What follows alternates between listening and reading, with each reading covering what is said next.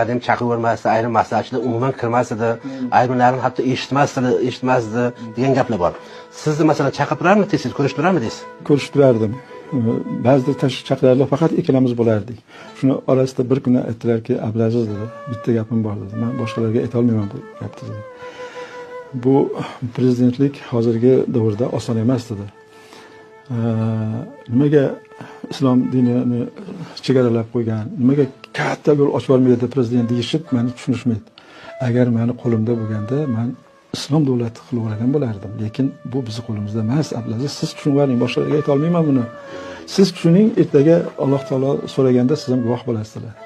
Qani nima uzringiz bor desam, aytdi, agar men hozir shuni islom davlati deb e'lon qilsam yoki masjidlar ko'paytirib, madrasalar ko'paytirib, ham dinni kuchaytiradigan bo'lsa, men bu yerda bir kun ham tura olmayman. Buni ba'zi oddiy odamlar bilmaydi, buni siyosiy odamlar biladi. Buni menga tushuntirdilar, mayli, bunday bo'lsa, biz ham tushunamiz sizni.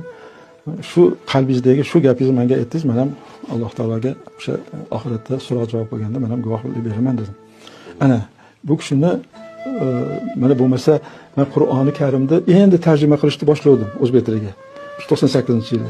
Chaqirganlardan keyin shu devonda o'tirib, prezident devonda o'tirib tugatdim. Mana bu yerni ko'ring. Keyin tugatganimdan keyin olib kirdim ollariga. 2,5 yilda tugadi. Tarjima qilib oldim.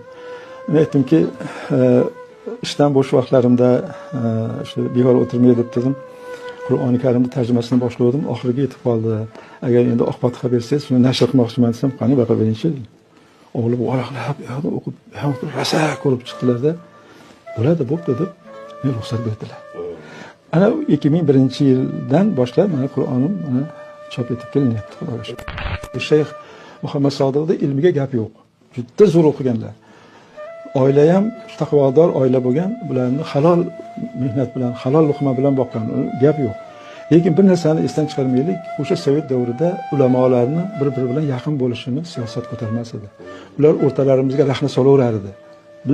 Ma'nosini ularga yomonlab, ularni menga yomonlab, bular yaqin bo'lib ketmasin. Sovet josuslar. Barakalla, ana shu narsani ta'siri bo'ldi-da. Bo'lmasa shunday ulug' zotni, shunday ilmga butun vujudini bag'ishlagan insonni odam dushman tutadimi? Do'st dilimizdan yaxshi ko'rardik, lekin buni yo gapira olmasdik ham, qila olmasdik ham. O'shanaqa davrlarni boshimizdan kechirdik. Bo'lmasa uni niyati yomon bo'lmagan.